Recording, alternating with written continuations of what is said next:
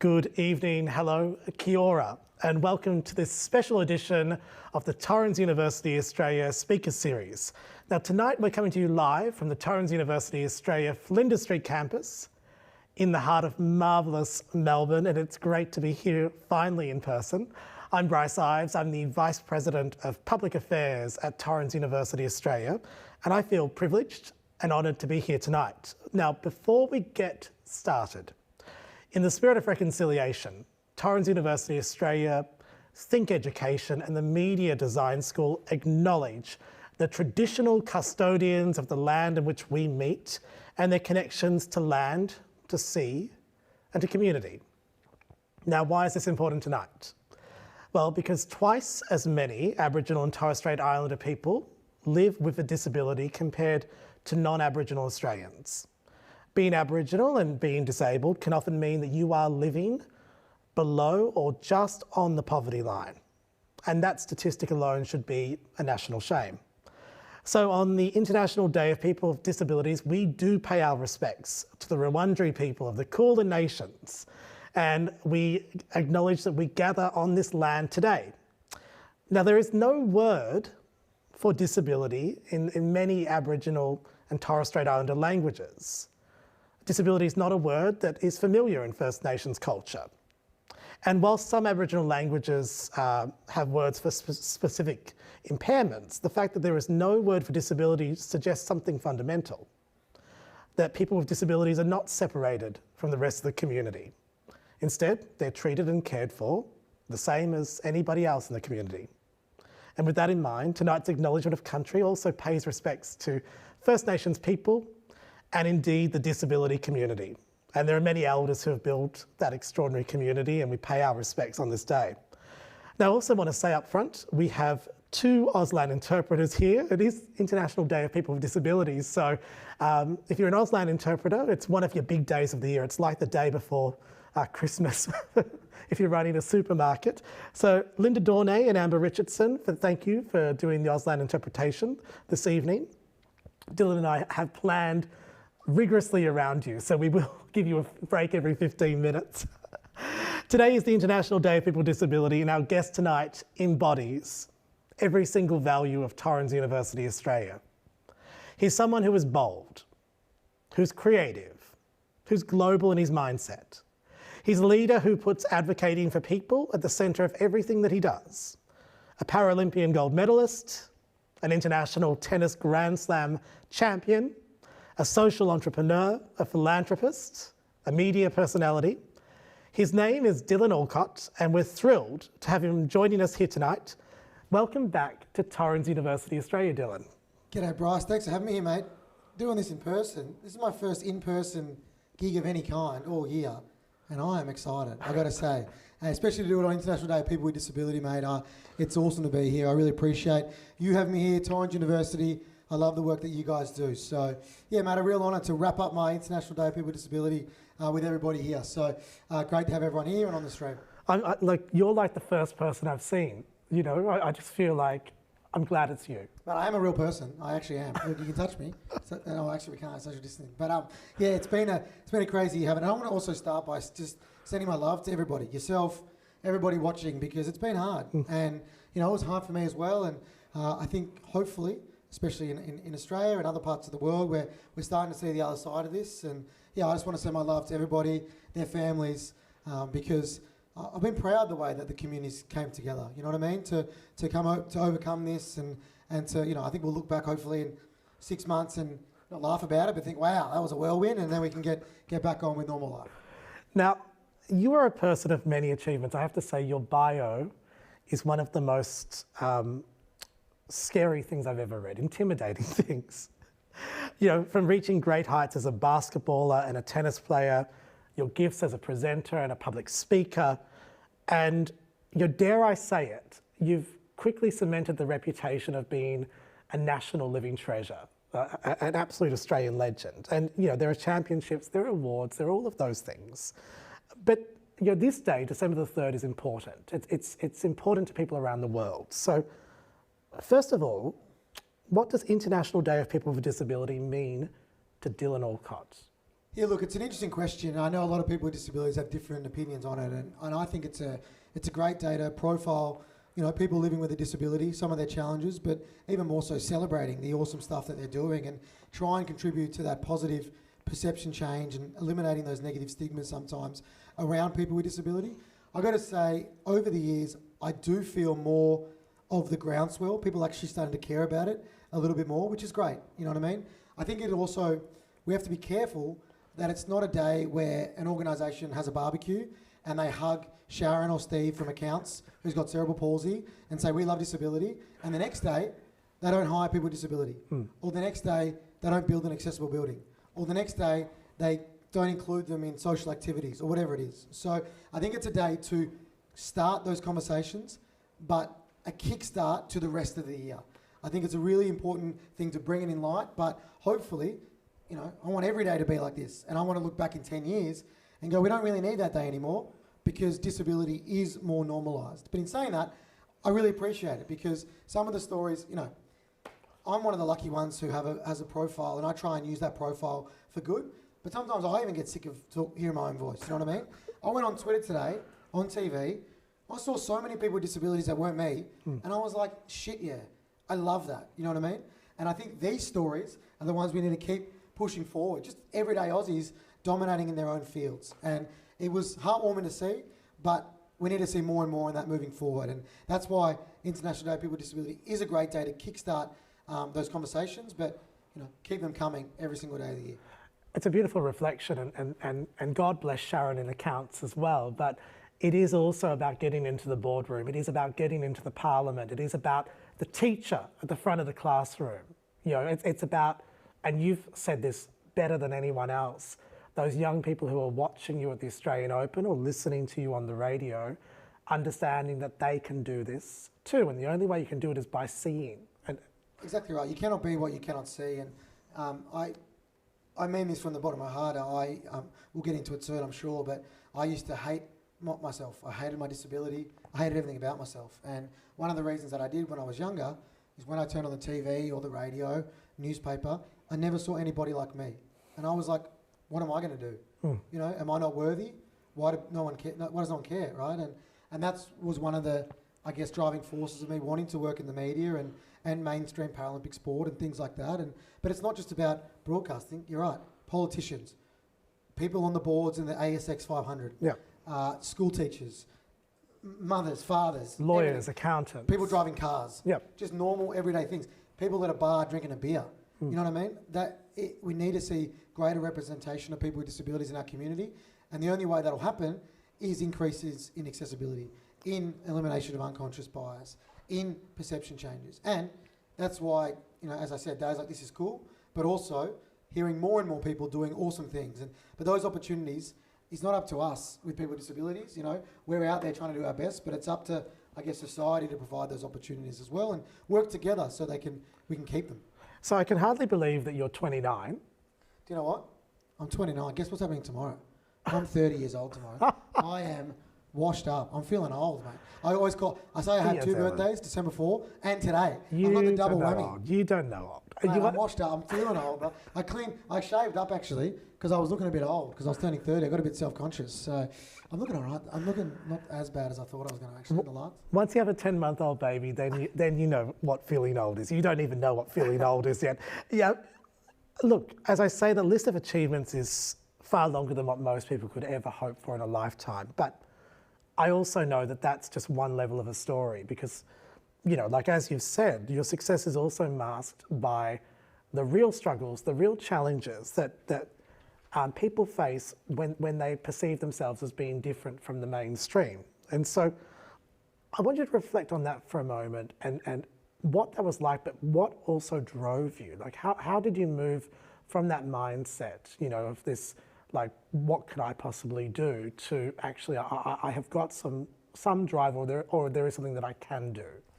Yeah, look, I started my life loving the fact that I had a disability when I was a young kid, mainly because I didn't realise, or I had one, I didn't realise that could be a negative thing. My brother Zach and my family, they always treated me like any other kid, like I was just Dylan. And I've tell a story, my brother, we used to have a Foxtel back in our youngsters, very lucky. And Zach and I used to always fight over the Foxtel remote as to who got to watch what they wanted on TV. And my beautiful big brother Zach is able-bodied, like you, so he can run around pretty well and things like that. And he used to put the Foxtel remote on top of the fridge where I couldn't reach it, right? What a jerk. But best thing he ever did, because it made me realise that I was no different, you know what I mean? And it made me realise if Zach wasn't going to treat me differently, then why should I see myself as any different? And it was a great lesson, but then when I reached 12, 13, 14, my life changed for the worse. I got, left out sometimes. I couldn't keep up with my friends. I also developed a few nicknames. People used to call me the cripple or the spastic everywhere that I went, and I hate those words. They've got a real negative connotation that you're broken, less capable. And on a day like this, they're actually words that used to get used to describe people with disabilities. Yeah. 60s, 70s, 80s, 90s. And I still hear them. How many beers did you have on Saturday night? Mate, I was spastic. Yeah. Or you're a retard or whatever it is. And I'm going to be honest, mate. I believe them. And I became embarrassed about who I was. And I sat at home for 2 years playing video games, eating Doritos. I didn't leave the house. I hated myself. And I never thought I was going to get over it. And I just remember being 14 years old, looking in the mirror and saying, stuff this, I've got to try and get my life back, right? And I was lucky I had that innate epiphany moment where I realised I'm just going to get out there and be me, right? And what I started doing was inviting myself to house parties, talking to my friends more. And what I found was people didn't hate me because I was different. They were just actually embarrassed to talk about my disability with me. And as soon as I started talking about it more, everybody became comfortable. But more important than that, mate, I was embarrassed to talk about my disability, right? And I realised as soon as I was proud of my disability, my life changed immediately. And I've never looked back, man. And it was like, it sounds like a movie, like a sliding doors moment, but I was like, wow. As soon as I was proud of who I was, everyone else got around that journey. And for every one dickhead that was bullying me or didn't want to get a part of that journey, we'll stuff them. There are 10,000 other legends that are worth hanging out with. And I stopped caring about them, and it was a real turning point in my life. There's a famous poem by Laura Hershey, which is well known in the disability community. And the poem's called You Get Proud by Practicing. So let me just read a little bit to you. You do not need a better body, a purer spirit, or a PhD to be proud. You do not need a lot of money, a handsome boyfriend, or a nice car. You do not need to be able to walk, or see, or hear, or use big complicated words, or do any of those things that you just can't do to be proud. A caseworker cannot make you proud, or a doctor. You only need more practice. You get proud by practicing. So it's an incredible thing, Dylan, that you could get proud at the age of 14, or you could start practicing at least getting proud. But not everyone has perhaps that innate ability. There must have been some drive to move on from the Doritos there.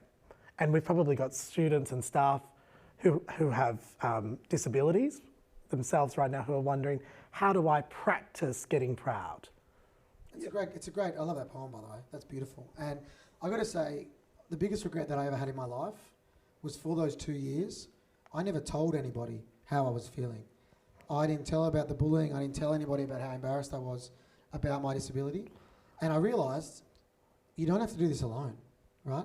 As soon as I talked to my brother Zach, my family, people around me, I realised that I had nothing to be worried about. But I needed that assistance in doing so, right? And it was massive for me to be able to lean on them. But another thing as well is, I hear all the time, I'll see a little girl in a wheelchair with cerebral palsy, or a little boy, and I'll go up and I'll say, hello, what's your name? And they'll say, my name's Patrick. I'll say, Patrick, what's your disability? And their parent runs in and goes, Patrick hasn't got a disability. And Patrick's in a wheelchair, right? And I go, well, clearly Patrick does. And guess what? There's nothing wrong with that. Yeah. But I can understand why that parent wants to shield their kid from saying that, because they're worried about discrimination. They're worried about unconscious bias. They're worried about, the missed opportunities they'll get. So I think it's a societal shift that needs to happen so people can be proud of their disability. And honestly, for anybody that does have a disability out there that isn't, you got to find ways to do so. And the best way to start doing it is to talk about it with people, because you will have your own unconscious bias about yourself, and you'll tell people, I'm not sexy, I can't have sex, I can't work. And your friends and family will say, what are you talking about? Right? But you, like I did, internalised a lot of those problems. So I think as soon as we start having open conversations about it, you know, the more people can be proud of disabilities, and then the more barriers we can break down together. Look, one of the things which you might not know is that I was best friends with Stella Young, and she was like a sister to me. We Amazing Australian. grew up together. Yep.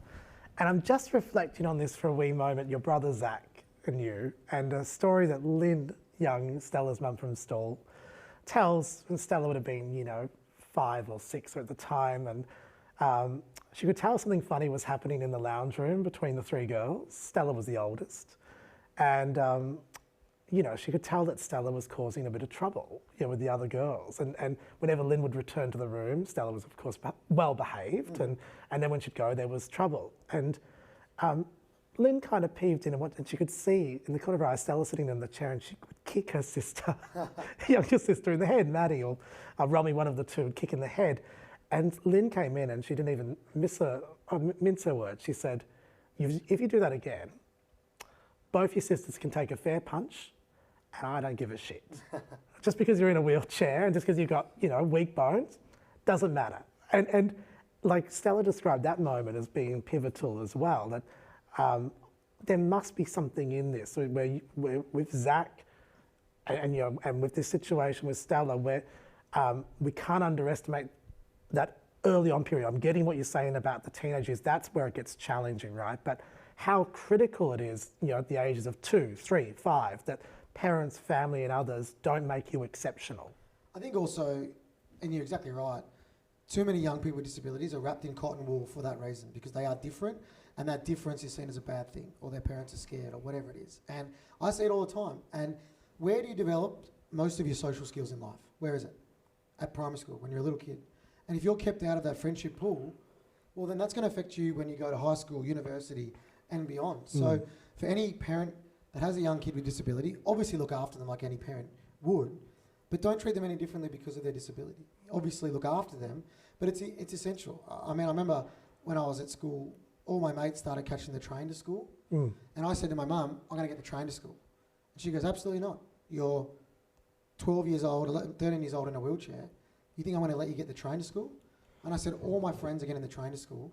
I've got to go. And I know my mum was at home having a breakdown that was going to happen to me. But do you know what she did? She let me go. And what could I do? I developed independence. I developed friends. I learnt social skills. And without that, would you and I be talking right now? Absolutely no way, brother. There's no way I'd be here, because it gave me the confidence to be me and nobody else. And without that, there's no way that I would be doing the things that I'm doing. And you know it can be scary for people who have an accident and end up with a disability, or as a parent, you end up having a kid with disability. I know that, but I think there are, you know, and also for Stella's mum and my mum, there's no resources around back then. You just you know, there's probably no resources around now, but it's like, you know, you just got to suck it and see what happens. And you know, I fell out of my chair and broke my arm and did all kinds of stupid stuff, but I was a kid, and you got to be allowed to be a kid. Of course, I mean, that's all part of the experience, isn't it? Now, in your recent speech at our Torrens University graduation without borders, you said that it's not the events in our lives that dictate how you live, but it's how you perceive those events, and that will determine the path that you take. So can you walk us now through this year, 2020, and how it's affected you, and how you've dealt with the ups and downs? Yeah, I mean, that's the quote that I live by. It really is. My mindset coach, a guy called Ben Crow, he says it best. He says, it's not the conditions we live in, it's the decisions that we make. And it's true. The example that I give is my parents. My dad is very proud. He name drops me all the time. And he goes, I've got to go. How could he not? Hey, just too much. His face looks like a shrine. And he says, my dad goes, I've got to go watch my son at the Paralympic Games. Dylan Alcott. Dylan Alcott. Guess what the first thing they say is, I'm so sorry, what happened? Not, oh my God, he's going to the Paralympic Games to win a gold medal. And that's a mindset, yeah? People think that my life is tough because I am disabled. And yeah, there are elements that are, but that perception and lack of expectation is the hardest thing to overcome. And you know what? There you go. I have a really great quote. And guess what I did this year? I struggled, and I struggled to realise what was going on, just like anybody else. I mean, the Paralympic Games got cancelled, Wimbledon got cancelled, my life got turned upside down, and I was a bit of a martyr. I was a bit of a legend. I was like, I'm fine, you know, and I wasn't. I was actually upset, but I thought there was bigger things going on in the world for me to complain about not being able to do the things that I could do, you know. But I realised that, and I preach this to everybody, but I wasn't doing it. There is a power in vulnerability and authenticity that I wasn't showing then, and that was affecting who I was as a person. Because I normally was very open, but I was saying that I was fine, and my partner, Chantel's like, you're not fine, you're grumpy. And it took me a while to realise, and then once I started talking about the fact that I wasn't fine, God, I felt better. I felt better straight away. And it was a really good lesson for me to reset, because I am always a very happy, extremely positive guy. I live the best life in the world. Honestly, I'm the luckiest guy I've ever met, and I mean that. But for that period, I wasn't my usual self, and as soon as I started talking about that, God, man, I changed my life, my year for the better. And then obviously I was able to go away and compete in my job, which I felt very lucky for, and things like that. But then also, I started seeing the brighter side. I travel for 20 weeks of the year. I've never spent so much time at home with my partner Chantel. I loved it, you know what I mean? I didn't go on a plane. It was amazing. Yeah. I get planes all the time. And it just took me a while to switch my mindset. And once I did, and I focused on the decisions I was making, not the conditions I was living in, you know, it was back to me being my normal self. I thought a pivotal moment early in this year was when you led the outrage over the US Open's decision not to include a wheelchair tennis tournament due to COVID. And you tweeted at the time, the decision of not allowing us to compete without communication or consideration was bigger than tennis. What did you mean by that? Yeah, so, you know, obviously the US Open announced they were having tennis on, and I was like, awesome. And I watched the press conference, and I was like, oh, no mention of wheelchair tennis, that's weird. And then I saw the press release, oh, that's weird, no mention of wheelchair tennis. And then I found out they actually cancelled it without telling us, nor were they going to, hoping that it kind of just went away. And, you know, the reason I wrote those tweets is not to be a sook and wanted to do my job. It, to my core, hurt me. It made me sad. And I went on TV and you saw the interview. I was sad, mate. And the reason that I was is able-bodied people make decisions with other able-bodied people about how the lives of people with a disability should be led, whether it's in government, accessibility, venues. And this was another case where no one was consulted from the wheelchair tennis community. They also had excuses like, oh, you guys are more vulnerable because of COVID, which wasn't true. Yeah, you poor, sick, vulnerable and I was like... person with a disability. Exactly. And I was shocked, mate, and I was sad. Anyway, I wrote those tweets because I was just being vulnerable. I was being myself. Did I think that would work? No. Did I think it would be on the page, third page of the New York Times? Definitely not. I'm pretty excited hanging out with you tonight, I must say. However, when Roger Federer and Andy Murray called me on my couch and said, hey, Dill, I want to help, probably a little bit more excited. And credit to the US Open, right? They are a leader in sport, and they said, yep, we stuffed up, we're going to get you there, which was awesome, you know? And it showed big businesses, huge organisations, whatever, can make mistakes, as long as they rectify that mistake and learn from it, and hopefully it sets an example for other organisations around the world that if you want to speak about somebody at a table, they need a seat at that table. And I think if we were consulted, none of this would have happened. But to be left out of that conversation was probably the most hurtful part about it. And then I got to the US Open, made the final, and guess what happened? I choked and lost. Fitting. But to be there was pretty cool. And then obviously the French Open followed suit and had wheelchair tennis, which was great, and was extremely lucky and played really well and was happy to win that, which was cool. So my year went from pretty rough to pretty good. And then I did hotel quarantine, which sucked, but we got through it. I think situations like these also highlight like there is still so much more work to do. And I do love that the US Open did acknowledge that they were wrong, because, you know, here I am, I'm an executive member of this university and we're striving to do something different, but we don't always get it right. And it's so important to acknowledge when we don't. One of the things which we are proud of is we've got, you know, a new adjunct professor who you know, Craig Foster, who's a huge he's your biggest fan. I've got a man crush on Foz. He is a beautiful man. There is a lot of there's a lot of man love, I think, there. I'm into it. Yeah, and I mean, and also like, you know, two of the most chiseled, beautiful faces I've ever seen in my life. Sorry. He's a huge advocate for sports for good. And one of the things which we're looking at Torrens is how we can create a movement of sports for good through sports management, but also through sports people as well. So why is this important? Why should we bring social justice into sport? Look, the thing I love about sport the most is the best thing that happened about me in terms of sport, everyone goes, gold medals, Wimbledon. Do you know what it was? It was my first wheelchair tennis tournament at the Thaguna Open, which is just outside of Albury. Oh, the old Thaguna Open. Thaguna, big crowds out that way. And I get there, right? I'm 11 or 12. I hate myself, remember? Hate my disability. Not proud of myself. I get there, I see a guy, and he's driving a car. I didn't know you could do that. That same guy had a wife and kids. You can have kids? I had no idea. He had a smile on his face. He was fit. I was like, what? The social aspect of sport is the best part of it. And without sport, mate, I'd still be, you know, that kid eating Dorito. I don't even know if I'd be here, mate. I honestly mean that. I was in a dark place. And it's so important. And, you know, inclusion across all sport is the key, because there are a number of Paralympic sports, Special Olympics, different areas of it. But I guess the equality in sport whereby I shouldn't have to go to a special wheelchair tennis club to play tennis. I should just go to any club and play tennis like anybody else, right? And that's where it's going to lead, which is awesome. And Foz is such a star, and you know, leading the charge in those things. And man, I'm excited to work with you, brother, and do more and more in this stuff. And I think, you know, this advocacy work that I do and Foz does and whatever, people always say, how do you go about it, mate? And you know, I don't know if it's a cop-out answer, but I don't think about it. I just be me. Does that make sense? I just be myself, right?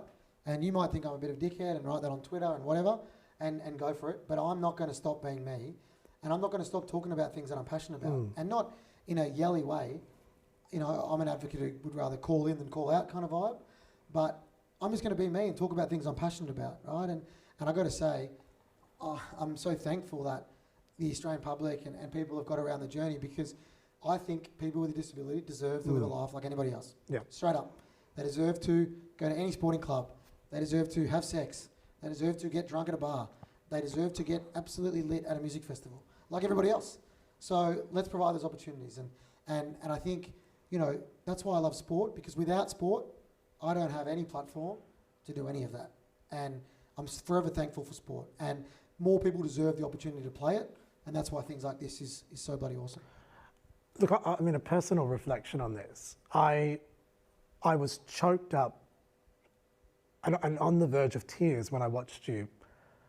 I don't even know when I think about it, on the project, because I really felt at that moment like this was a kind of coming of age of you. And this is not to say that you haven't already been a great advocate, but there is something about a bit of wisdom. And there is something about getting over the magic age of 28, you know, like the Saturn returns thing. And I was like, this is a guy who really knows how to communicate now. And so when you said just then, you know, like, I'm just me, yeah. And that's why it worked. And when I was watching that moment on the project, all I could think was, this is a pivotal moment, because CEOs are watching this program. Prime ministers are watching this program, mums and dads are watching this program, and it's not just about tennis, and it's not just about disability. It's the queer kid, it's the black kid, it's the kid. You know, like everyone can fit into this experience, and the way that you communicated that point, you know, like this thing around getting proud by practicing. It's like there was something in there where I went, this guy has absolutely come of age, and that takes time. And I realised I used to always try and be somebody that I wasn't, and then I went and stuff it. I'm just going to be me, right? And the example that you know, even when I started working in the media and stuff, I remember I got asked to interview Rafael Nadal on the tennis court. He's much sexier than I am and a lot better at tennis, right? And I asked them to interview Rafa, and the network was freaking out. They're like, "How are you going to interview Rafael Nadal? He's standing up, you're sitting down." And I said, "I'm just going to put a microphone to his face like everybody else." And they were like, it was like they couldn't believe it. I was like, "Well, what do you mean? I'm just going to be me. Like, I'm just going to do it like I would anybody else." And I realised from, an early age, luckily for me, there is power in being yourself. There is cut through in being yourself. Yeah. There is a connection when you are vulnerable and authentic. And there's moments still as you get older, and I'm sure you feel the same way, where you don't. You do something and you're like, what am I doing? You know what I mean? But, because of things like pressure, insecurities, insecurities still come up in my life. Like, I always had insecurity about sex and dating and things like that. And it's only last couple of years that I've really got on top of that, and people look at me and go, I'm in a beautiful relationship. I've had partners in the past and things like that. But I struggled, you know what I mean? And I'm now dating a sexologist, Chantel. She's a doctor of sex, so, and she's a 100 out of 10. So I'm the envy of every man in the world. And people always go, can you have sex? I'm like, well, I'm having sex with a sexologist, so something must be working. But also, like, you don't need to have everything functioning to have sex. Well, and that's why, I wrote a book called Able and got a podcast, Listen Able, where we profile the lives of people with disability. And I'm super honest about that because I didn't know that, you know what I mean? And everybody can have sex in any way they can have sex, whatever that looks like. You have sex different to I do, to that person, to you. Yeah. Everyone has a different. So there's no actual way. And once, I realised that and started having it in the way that I could. And I think it's important to talk about because people with disability get left out of the dating pool, right? Yeah. The best thing in my life is my relationship, being in love. Nothing better, is there? And people miss out on that because of misconceptions they have about themselves, or majority of the time, misconceptions people have about them. So, that's why it goes back to, as you said, me being me. I'm just going to be me all the time and talk about these things because, even if it helps in a very, very, very, very, very, very, very small way to one person, well, then that's why I kind of do what I do. Dylan, we're at the Flinders Street campus of Torrens University, and this campus is home to a very unique program, which is the Impact 21 program, which we've worked with 12 people with Down syndrome who are doing a work-ready university program. And one of the students, said to me something profound in the lift one day. I was asking them how it's going. I'm like, why are you doing this? And she didn't even miss a beat. She said, well, I'm really good at data and I'm really good at Excel. And she's like, and if I can continue being good at this, I might be able to get a job in an office. And if I get a job in an office, then I'll have a wage. And then if I have a wage, I'll be able to move out of home. And if I can move out of home, then I might be able to get a boyfriend. And so that moment, it just broke me. I was in the lift and this thing, like, actually, the job will lead to these other things. And it is important to talk about sex. It is important to talk about relationships. It's also important to talk about how everybody deserves that go. Like, as this girl said, she's really good at data, and I believe she is. Yeah, you're so right. I think a friend of mine, Kate Sayers, is involved in that program as well, and it's so great. And I think, even you just hearing that, and me hearing it just then, if I hear one more person complain about going to work, and I'm like, well, I know there's 4.4 million Australians with some form of disability, and of the ones that are working age, only 53% can find a job. Half. Yeah. People take for granted the social elements, the financial elements of having a job, right? And for people with a disability, they're left out of that. And if you don't have a job, you can't move out. You can't move out, hard to find a partner. It just is a flow-on effect. Yeah. And you talked about the added problems for people who are Indigenous. It just goes on and on and on. And it's a conversation that we need to start having. And I think the biggest thing as well is there's a misconception around, which, I've got a consulting company called Get Skilled Access, where we educate governments and corporates and unis to better understand the needs of people with disabilities. I've also got a ready-made meal company called Able Foods, where we make ready-made meals that are fresh, not frozen, for people with disability on the NDIS. And guess what? Top to bottom, from the board to our warehouse, every one of our consultants, every one of our associates, everybody has a disability, right?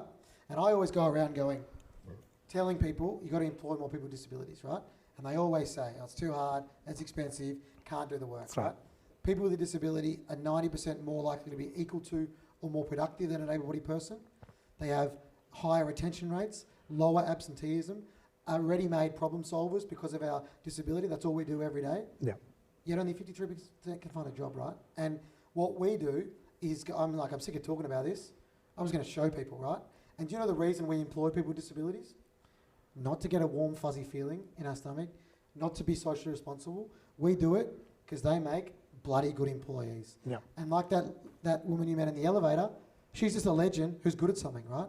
And like anybody, it's about asking questions so you can figure out what someone's good at and then support them at what they're good at so then they can dominate in a workplace. And I think it's, I'm not all, the tide is changing, mate. I'm glad I'm born now, put it this way. I'm glad I'm 30 today and not 60, right? Because it would have been, for the generations before me, tough. People like Stella, even before, hard, really way harder than it is now. So because of technology and changing perceptions, it's getting better, but it's not getting better quick enough. So we've got to keep pushing. Here, absolutely, and we won't stop. And whilst you're known for the celebrity status, many people would not know about these organisations that you also are steering. And there is social enterprise, there is philanthropy. So tell me about the Dylan Alcott Foundation and the impact that that's having on particularly young Australians with a disability. Yeah, so we are set up, we're a not-for-profit that's set up to help young Australians with a disability fulfil their potential and achieve their dreams, and whatever that is.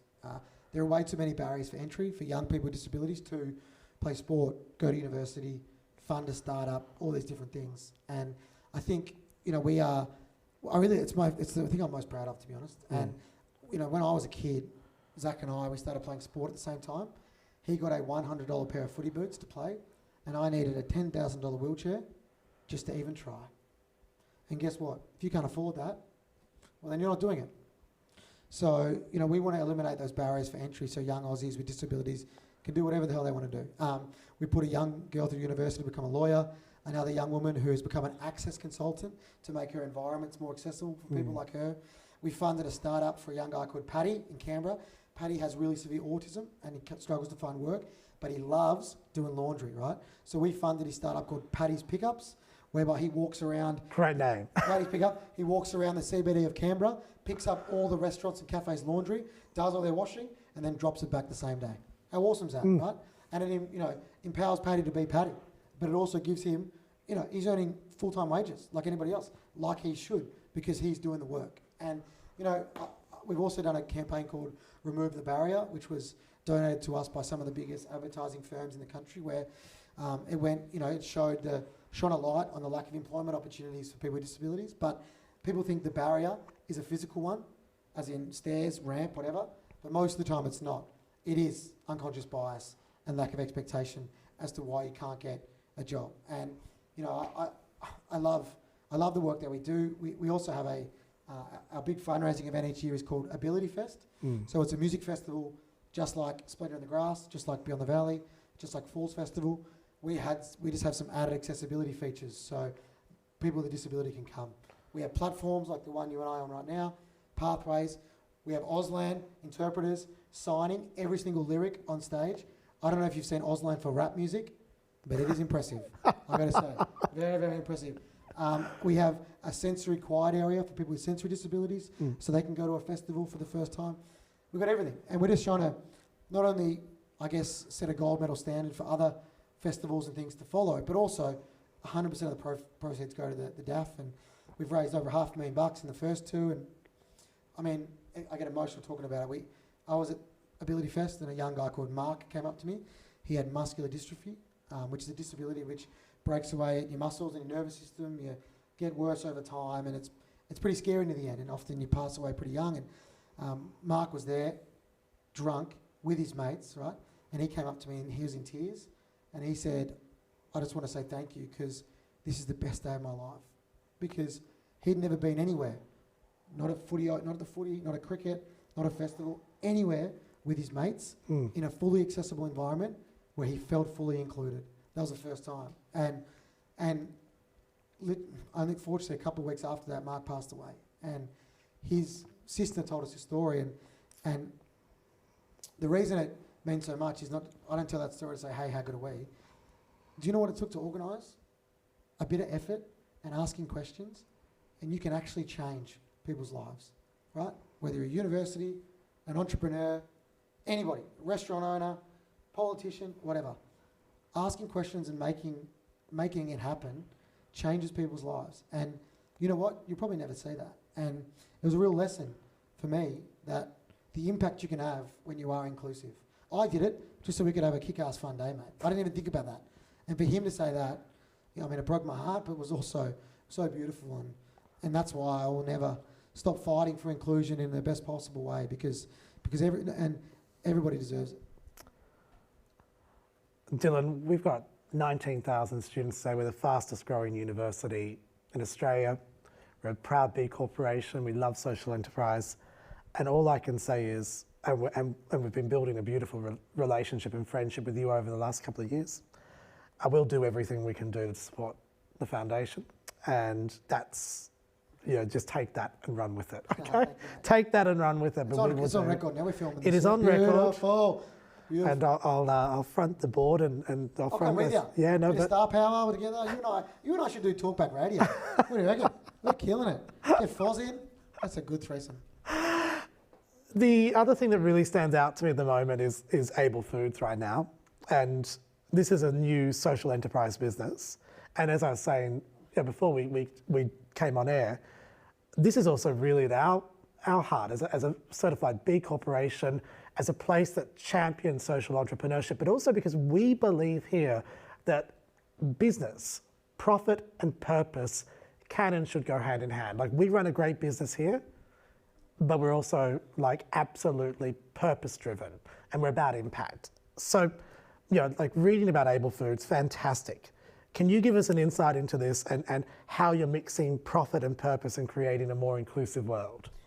I love hearing that. And it's true, it's International Day of People with Disability today, and every single disabled person gets asked to come speak at some company for free because they go, oh yeah, but you're disabled and you've got to advocate for your community. Yet, if you get a leadership coach in, you're going to pay them to learn leadership? Of course you are.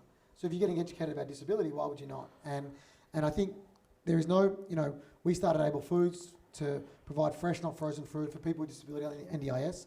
Some of the providers out there, one of the things I really struggled with, I can't cook. I use my wheelchair as an excuse, but I also just can't cook. And shopping is quite hard. I ate a lot of takeaway, even though I'm a professional athlete. And I know a lot of people with disabilities do as well. So they have the right, they deserve the right to eat fresh produce, good food, right? So to be able to provide that is awesome. It's co-funded by the NDIS as well, so people with a disability don't pay more than $3 a meal, which is awesome. But from the work point of view, we only exclusively employ people with disability or people with experience with disability, right? And we want to make a profit. I tell you why, because we are paying our staff the bloody wages they deserve, right? We are not getting government funded and going, oh, we'll get them cheaper because they have an intellectual disability like some organisations do. It's like, no, they're earning what I'm earning. They're earning what you're earning. They're earning what they should deserve to earn. And I think that's an important thing to talk about, because a lot of people, especially young people with disabilities, especially I hear a lot about people with non-physical disabilities, like intellectual disabilities and that, they often go to a workplace and they go, yeah, we'll give them a job. Who's going to pay for it? It's like, you are. You're going to pay for it because they're doing the work. Oh, well, we'll take them on as a volunteer, but we're not going to pay them. Why? They are working in a restaurant, serving coffee and taking orders, just like that able-bodied person. There's no difference. No. They might look a bit different. They do it at the same pace. So how are they not getting paid, right? So we want to set, you need to support people with disability in the workplace and pay them accordingly. So the profit for purpose model, I think, is important. And also, in doing so, we are reinvesting in our staff. We are putting them through university. We are paying for them to become dietitians down the track. We're going to reinvest them so they can become better people as well. And I think it's an important thing to do. And I'm so proud of what we're doing at Able Foods. We're only young. It's going well. Also, a portion of the proceeds is going back to the Dylan Alcott Foundation as well to support wheelchair purchases and university degrees and stuff like that as well. And it's like my little secret, right? Employing people with disabilities, like I'm some saviour doing it. I'm doing it because they're bloody good, for no other reason, right? I'm doing it because they deserve a job and they're bloody good at it, right? And I want, if every other organisation copied me and found out my secret, I'd be fist pumping, right? I'd be so happy, because more organisations need to employ people with disabilities because they deserve the opportunities like everybody else. And look, and there is so much we can draw from this, right? Because, like, we're also, I'm a big believer in the principle of a national disability insurance scheme. We'll just take the politics out of it for a second. I'm a big believer in it. But we always look at it as being a financial burden. However, as you say, we've got a huge chunk of the community who want to work. Yeah. So you've got people with disabilities who want to work. Why? Because they want to pay taxes. Why? Because they want to ensure there's a national disability insurance scheme, because there is a need for it. Exactly. And the NDIS gets so confused about what it actually does. The best way I can describe it, in the easiest way to understand, is this. It is there to get people with a disability what they need so they can stop getting pensions and start paying taxes, right? It could be anything. It could be a new bathroom so you can get dressed and change yourself. It could be a wheelchair to get around. Yeah. It could be food. It could be education. It could be support, whatever it is, right? This was from the Productivity Commission. It was an idea because the GDP is going to increase by billions of dollars if, one, more people with disability work, but also their carers can go work because they now get the support that they need, right? It is an investment in people with a disability, but an investment in this country as well, which is pretty cool, right? Yet, for some reason, people are like, oh, NDIS, I'm paying for that handout. Yeah. It's like, man, it's not a handout, all right? It's to make people with a disability equal to able-bodied people. Yeah. You don't need a wheelchair? I do. I shouldn't pay for that because I can't help that. So I just get my wheelchair, they make us equal. You know what I mean? That's all it is. So it's not about giving cash to people or whatever, and it shouldn't be a burden. It should be communicated as a positive thing. And I think once that perception, it's getting a lot better. And also, I'm going to be upfront.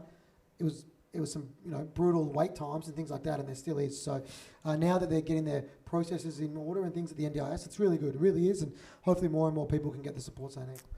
Look, we have so many great programs that are being developed here at Torrens University, Australia, which are working with people with disabilities.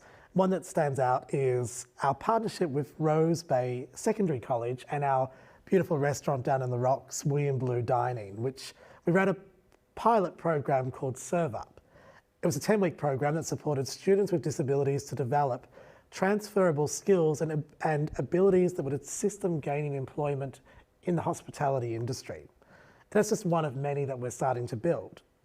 Now, I'm also part of a steering group, and we've got an ambitious agenda. We want to become the university of choice for Australians living with a disability. We want to be known as a proud and inclusive place for all learners. Yeah, we want to be a fundamental partner with the disability community. So with that in mind, and with that ambitious agenda, which I'm not going to apologise for, that's what we're going for. You need to have ambition. I like that a lot. Tell me what your experience of university has been like, and what should the most inclusive university in Australia look like, sound like, feel like, be like? I mean, I love hearing that, and I wish I would have went to Torrens. Maybe I still can. I'm 30 now. Remember, I'm 29 tomorrow.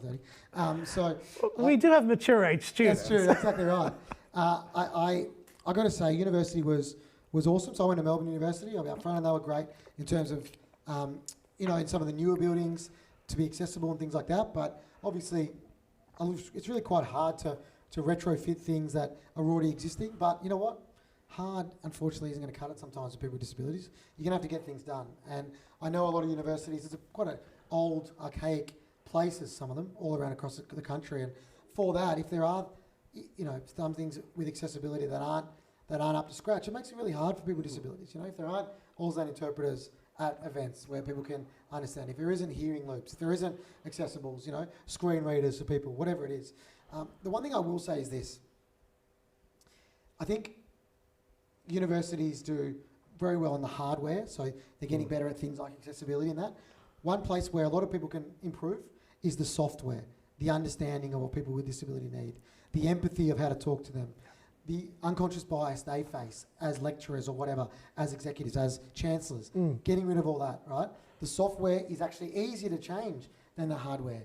It's a lot cheaper, but you've got to invest. And do you know how you find out? You educate yourself and communicate with people with lived experience. They're the people who's going to tell you what you need. And one other thing as well is, I love universities because, especially like, I've got to say, I'm impressed with Torrens, mate, I really am. You care about your people, right? You really do. You really do. The next step for universities is, once you get that degree, the person with a disability leaves, and guess what? They can't find a job. Yeah.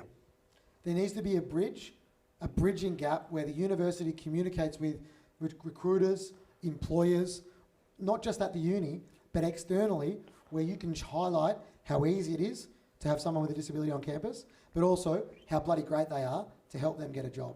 I think when I left uni, and I know a lot of people with disabilities, kind of like, you know, I was lucky I was playing sport and that. I was on Q&A a couple of last year or whatever, and there was a lovely lady at the front. She had, I think, severe cerebral palsy, struggled to communicated with one of those, I always forget the name, one of the systems like a computer that Yes. talk for her. She had 7 degrees, 3 master's degrees, never had a job. I broke my heart. She was, I keep trying to qualify. I keep trying to do what I need to do, and I can't get a gig. And I was like, there needs to be something in the middle, that where we bridge that gap to show how, I mean, look at her, she's got 3 master's degrees. Yet never worked a day in her life. And I think we as a university community can help bridge that gap. Well, for me, that's why we're setting that agenda, because one of our core promises is that everybody goes to work, and that for us, the measure of success is that our students get the job that they love. So when I say, yeah, we become the university of choice for Australians living with a disability, I mean, my God, we've got a lot of work to do. Like, we have got, pardon the French, shitloads of work to do. But people get deterred because of how much work is to do, and do you know what they do? They do nothing. Exactly. So I think if people go, it's too hard, it's too scary, it's not. It's honestly not as scary as you think. And one other thing as well is, I always use this example, right? You ever been in a supermarket before, seen someone, say, in a wheelchair like me, you've went up and you've asked them, do you need help? And they say, I'm fine, and they get pissed off, right? And that person is then deterred from ever trying to help again. Because I tried that once, and that person with a disability yelled at me, they never want help, I'm never going to communicate with them again, right? Just because you have a disability does not discriminate you from being a dickhead, right? So if you stick your neck out as a university and someone yells at you once, you know what? Talk to that person, but don't get deterred by that. You know what I mean? There are some people out there with a really loud voice who get upset, but there are also thousands of other legends who want to work with you so you can become more inclusive. And, you know, to everybody watching this, I know there's people about to graduate all across. You know, you don't have to know everything about disability to be a champion of change. You don't have to know everything about disability to be an ally. You know what I mean? You just have to ask questions and be inquisitive. And I love that. And I love this university that they're starting to do that. It's bloody awesome. Now, the elephant in the room with this as well, I think that when our staff think about inclusion, yeah, that there's an obvious thing in terms of you. Like, we've got the ramp here right now, okay? But we're also talking about hundreds, thousands of students who have invisible disabilities, who live with mental health conditions, with learning disabilities. And that is also got to be fundamental to the work. We've got to reimagine the whole learning experience and the whole work experience, because every one of those students, of course, is able to succeed, but sometimes it's about just slightly reimagining the frameworks. Exactly right. And I think, you know, I love hearing that. And for people that have non-physical and invisible disabilities, it's often a lot tougher. And one thing as well is they often won't tell you, because they think if they do, they'll face discrimination, unconscious bias. And that's why days like this, I use that analogy of Hug a Disabled Person Day, right? If you look like you're just doing this because you have to tick the box, they will not come forward and tell you they have a disability. Right. They will not come forward and tell you that they're struggling. But if you absolutely make this a part of the culture within a place, an organisation, whatever, at this university, they will see that you care. You know what I mean? And when I have been seen, when I go somewhere and I see people care about me, and I'm not being a burden, it allows me the freedom to be me. And for people that do have invisible disabilities, you know, I know in corporate Australia, right, they estimate, some of the big financial institutions, they estimate about 7% probably have a disability or a mental health condition. 2% tell them. So 5% are sitting there at their screen, not being able to read it, or not being able to hear what their co-worker can say. Yet they're so scared to tell their employer because they think they'll get discriminated against. That actually, me even just saying it breaks my heart, right?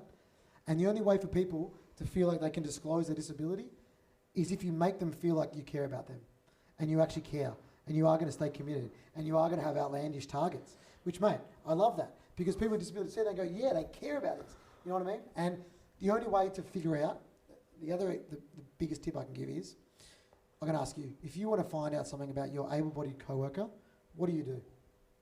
I'd ask a question. You ask a question.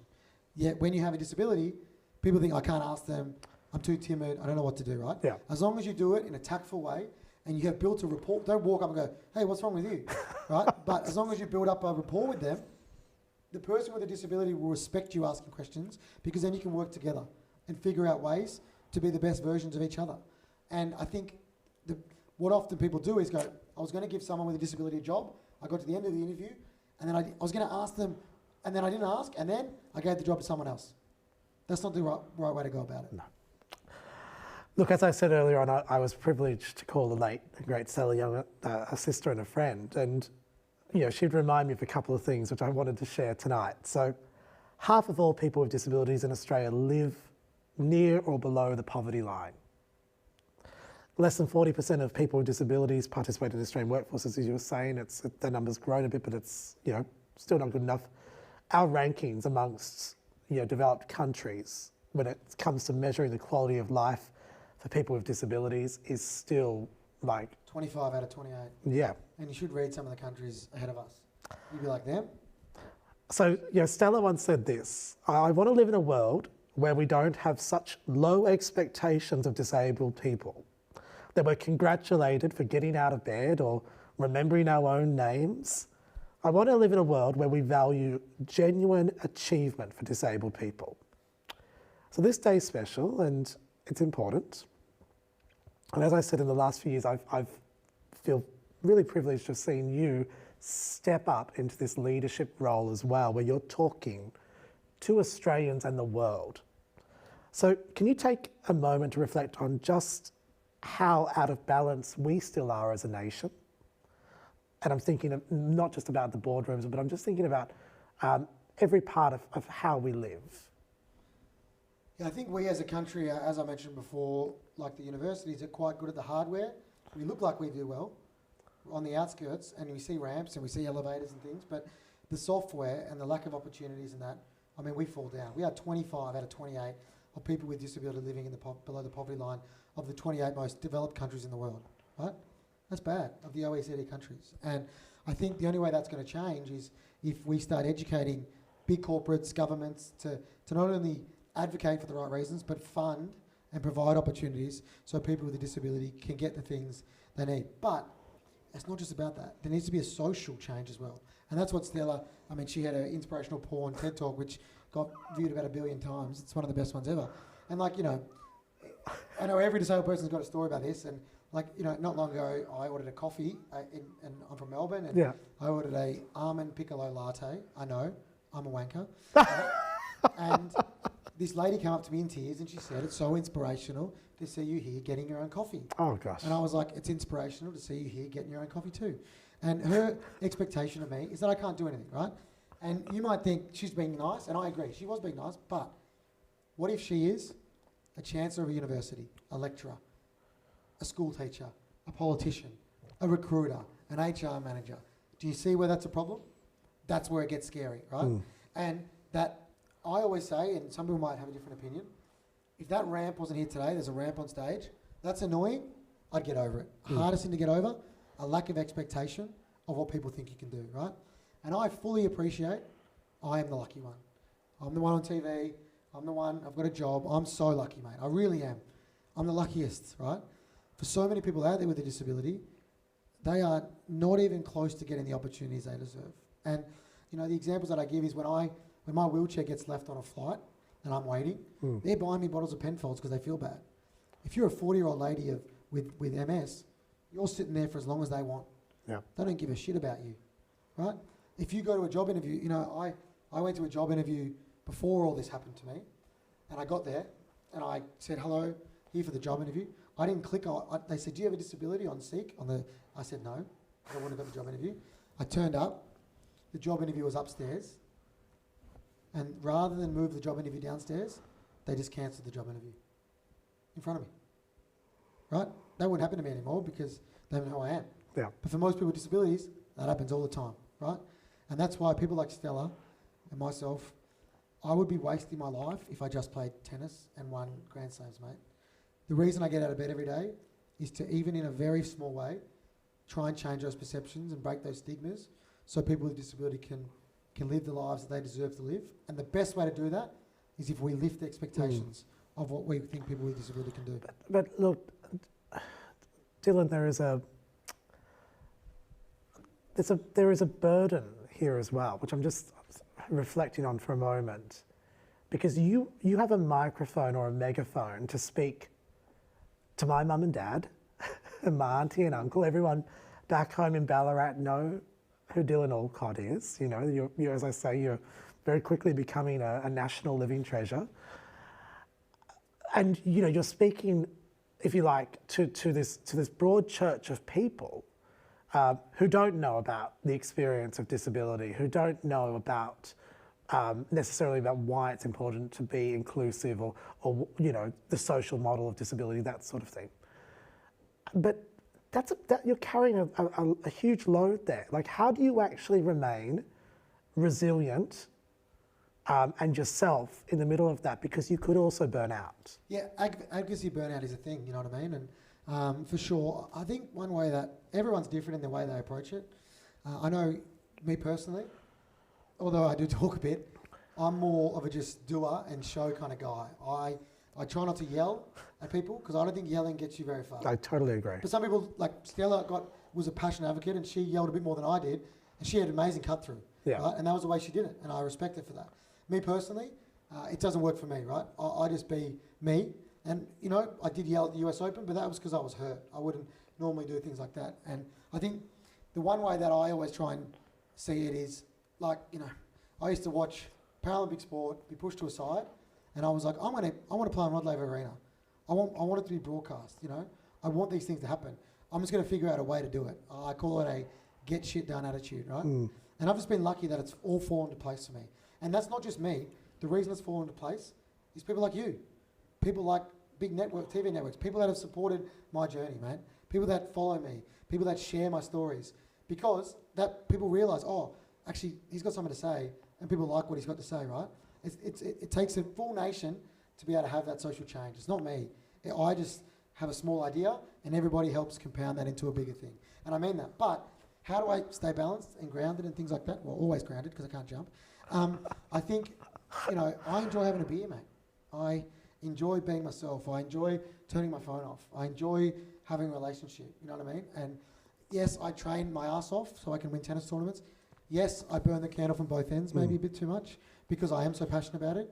But I also love sitting on the couch and watching like Real Housewives of Beverly Hills with my partner. You know, like I love doing some relaxing things as well. So I appreciate what you're saying though, because I do have to look after myself as well. Yeah. Because, you know, I'm so passionate about trying to do a lot, and I know Stella was as well, and we lost Stella, and that was because of, you know, the medical complications, because she works so bloody hard as well. Like, she was everywhere, and I respect that so much about her, and I'm everywhere, and then I see things like that, like, I got to look after myself, because you never know what could happen, and your best asset is your health. Yeah. So, you know, I will, in saying that, I've done about 6 appearances for International Day Disability. My voice is a bit more gravelly than normal, although it's coming through all right, I reckon. the sound guy over here is nodding, going, yeah, it sounds good. One more quote from dear Stella before I move on. My disability exists not because I use a wheelchair, but because the broader environment isn't accessible. Oh my God, I mean, she wrote so beautifully. I'm just reading that right now. So what is the social model of disability, and why is it important that people watching tonight, our students, our lecturers, our alumni, our industry who are watching, become aware of this? Yeah, so the medical model of disability is what it's always been, and the medical model is like, hey Dylan, you're a paraplegic, you're born with a tumour, you're disabled, right? So the social model of disability is a more inclusive way where we're saying, yes, this is how I am, but actually society is the one who's placing limitations on things because of a lack of accessibility, a lack of understanding, a inability to fund and look after and provide opportunities and things like that. And the social model is great because it moves us away from us getting excluded because of our medical condition, but actually included socially because of the people that we are, right? Because of our personalities, because of our interests, because of our desires, because of the things that we love and the things that we want to do. And that's why I'm so glad I'm born now, right? Because there is a shift there. you cannot, if you are disabled, yes, there is things that are tough still, but you cannot say that it is not getting better, right? There are elements and places and opportunities, even days like this, even live streams, you know? These don't happen 10 years ago, mate. No. They don't happen. No. They don't happen at all. No one gives a shit, right? And now they do. And I love that, right? And that is because of the social model.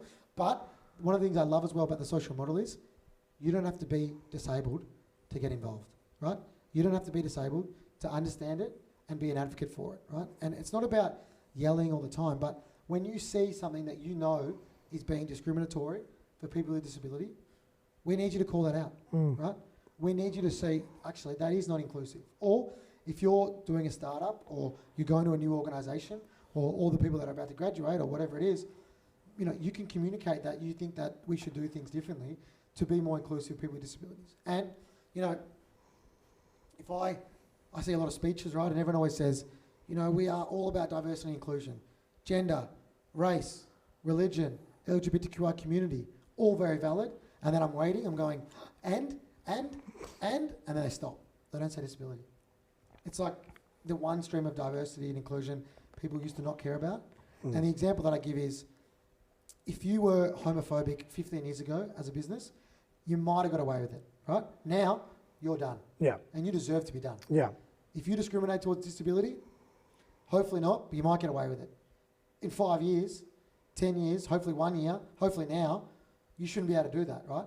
And the reason that people did get away with this with disability is there's not enough voices in the community normalising it, right? And that's why there are so many more now. And we need all those voices to keep getting amplified. So when things aren't done properly, we don't have to do it and yell and huff and puff, but we can understand there is a problem, we need to fix it. And that social model is the thing driving that, which I love. And it really reminds me about one of our star alumni who you met a few years ago, Mel Tran, who won our Here for Good Global Award. And Mel is an expert in UX design, the user experience design. And from this, Mel has been, from graduating from Torrens, speaking at places like Google and some of the big tech players about how the technology experience, like, it has to come from a place of accessibility and inclusion. But I also love that design is often a fundamental part of how we approach education as well, because when I think about the social model, I think it's actually not you with the disability, it's just this place is poorly designed. Yep. You know, like this system, this way of thinking. Exactly, and universal, by Mel Tran's a legend, and universal design is the key point of anything. And you might think that things are designed, right, purely for people with disability, but guess what? Anyone who's able-bodied, you use universal design accessibility features every day. Has anyone heard of Siri before? Right? You think that's to make your life easier? No. That's so people who are blind or low vision can use a phone, right? What about when you go to a supermarket or a university? I went through one before. You know, automatic doors? They make your life easier, yeah? But they make my life possible. So when done properly, universal design, you don't even see it. You don't even notice it. But it has to be built from the start. And that's why technology is so incredible. And again, technology is changing the lives of people with disabilities in an exponential, like just so quickly, right? And also, the best thing about that is it provides people with a disability the skill sets to go out and work, to go out and communicate, to go out and be the people they want to be. And yeah, as I said, it's happening fast. It could happen quicker, but it's a great time to have a disability because, you know, I think we're going to look back in the not too distant future and see the opportunities. And also, like, call me an optimist, but like COVID-19 has been devastating, yes. However, when I used to go to an employer, I'd be like, you should employ more people with disabilities. They'd go, oh, no, people can't work from home. Doesn't work. I think it does. Oh, hang on a sec. Flexible work hours. No, they don't work. I think it does. So even things like the pandemic is going to show organisations, you know what, that's true. It takes that person 2 hours to get ready to come to work. For 2 of those days a week, they can work from home. Yeah, that's right. Because I understand that's easy for them. And then they'll be a great employee within an organisation. And they'll be loyal. Exactly. And they'll deliver. Exactly right, mate. Your profit will increase. Yep. You'll be better at doing business. Exactly. And we'll have more in the tax pool to fund a bit more of the NDIS. More tax for the government to blow. No, just kidding. All right, let me ask you to look into the crystal ball. 20 years from now, what should this country be like? Oh, with technology and that, who knows? The example that I like to think is, 20 years ago, no one cared about the environment, right, at all. And then like Steve Irwin came along, and everyone just cared. Right? I know Steve Irwin's a larrikin in that, but it's true, right? And I think 20 years now that there are people with disabilities that are getting a voice, more and more, and we need more and more. It's not about myself or Stella or Kurt Fenley or the ones you know. It's about people across all industry getting an opportunity to be themselves and changing that perception.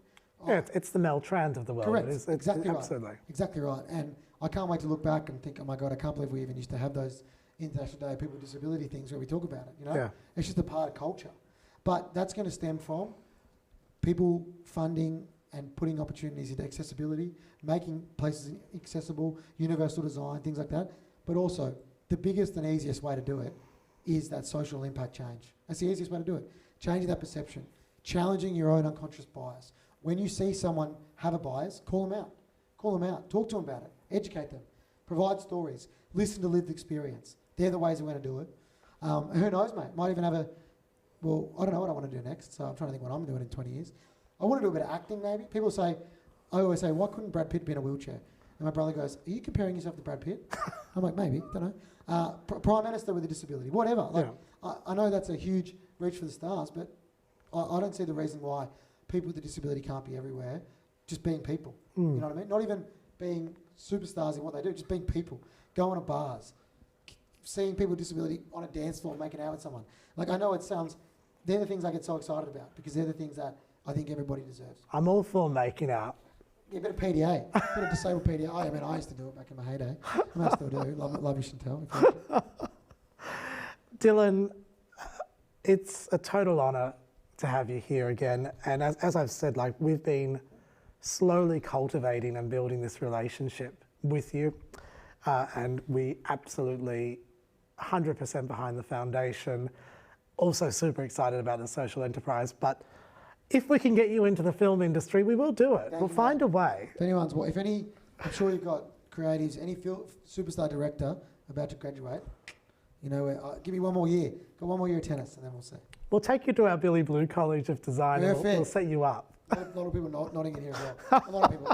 There's 3 people here, and they're all nodding, right? Social distancing. Yeah. I want to just say, from a personal perspective, thank you for everything that you do and you continue to do. You said at the beginning, let's spread the love, but let's spread the love to you as well. I love watching you on the tennis court, but I also love seeing you in this sort of forum as well. It's an incredible talent, and we're privileged to have you part of this Torrens community as well. So look, I know it's only a small audience, but I feel like we need to give you a rock star round of applause right now. So Dylan Alcott, ladies and gentlemen, all 5 of us, let's go for it. And I don't do it for the love, I do it because it means so much to me, but I do appreciate hearing that people are buying into the journey, but also to people like you, mate, and everybody watching, the people that believe in this and the advocates, you don't even know you are, but we need allies, and I really appreciate that, and hopefully I can win a few tennis tournaments for everyone.